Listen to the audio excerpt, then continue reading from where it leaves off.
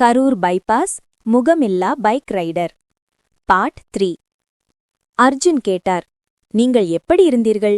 உங்களுக்கு ஏன் முகமில்லை? அதற்கு தருண் பதில் சொல்ல ஆரம்பித்தார். 2002ல இந்த கரூர் பைபாஸ்ல தான் நான் இறந்தேன். அர்ஜுன் அதிர்ந்தான். அவர் சொன்னது, நானும் கன்னியாகுமரிக்கு ஒரு ட்ரிப்பா போயிருந்தேன். ஆனா நான் ஒண்டியா இல்ல.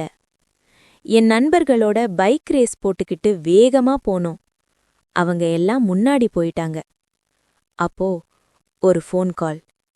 செல்போன்ல பேசிக்கிட்டே வேகமா போனேன். ரோடு கூட சரியா கவனிக்கல. அப்போ ராங் ரோட்ல ஒரு லாரி ஹாரன் அடிச்சுக்கிட்டு வந்தது. ஆனா அந்த சத்தம் என் காதுக்கு போகவில்லை. இன்னும் வேகமா போகணும், நண்பர்களை பிடிக்கணும் அப்படின்னு கண்ண மூடிக்கிட்டு ஓட்டினேன். சில வினாடி அமைதி. அடுத்த நொடி லாரியில மோதினேன். அங்கேயே உயிர் போயிடுச்சு. முகம் ஏன் இல்லை? தருண் சொன்னான், லாரி டிரைவரோட தப்பில்ல, ரோடோட தப்பில்ல. ஏன் தப்பு? செல்போன் பேசிக்கிட்டு அப்புறம் ஹெல்மெட் போடாம பைக் ஓட்டுனதுதான். அதனால்தான் எனக்கு முகம் இல்லை. கவனமில்லாத ஒரு முகத்தின் அடையாளம்தான் இது. நீங்கள் ஏன் இங்கே இருக்கீங்க?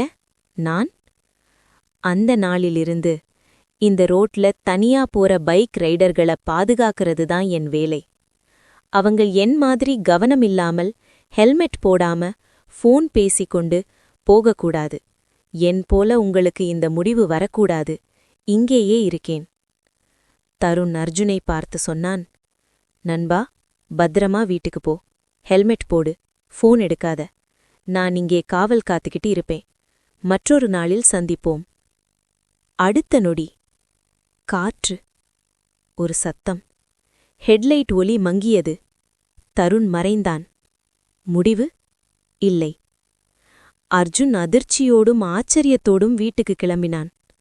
இன்னைக்கும் லோக்கல் மக்கள் சொல்றாங்க, கரூர் பைபாஸ்ல நள்ளிரவுல யாராவது உங்களை எச்சரிச்சா அவன் பயமல்ல, ஒரு உயிர் காப்பான். குறிப்பு: இந்த கதை மர்மம் மட்டுமில்ல, ஒரு எச்சரிக்கை. இதுபோன்ற கதைகளை கேட்க நமது சேனலை சப்ஸ்கிரைப் பண்ணி வச்சுக்கோங்க. நாளை இதுபோன்ற ஒரு கதையில் சந்திக்கலாம்.